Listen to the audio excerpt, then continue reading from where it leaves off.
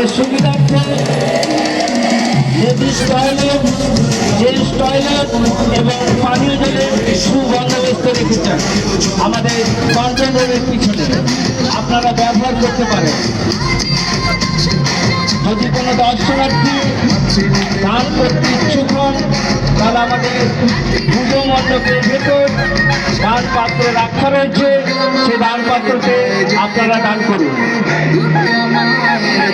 যদি কোনো দর্শনার্থী মেলার মধ্যে কোনো রকম অসুবিধার মুখোমুখি হন, আমাদের লেডিস ভলেন্টিয়াররা রয়েছেন, জেন্টস ভলেন্টিয়াররা রয়েছেন এবং পুলিশের আধিকারিকরা রয়েছেন।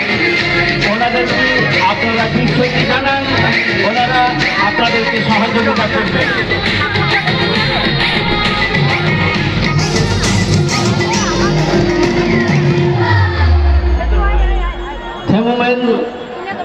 দুর্গা পূজা কমিটির পক্ষ থেকে আপনাদের সকলকে জানাই শারদীয়ার তৃতীয় শুভেচ্ছা, আন্তরিক অভিনন্দন।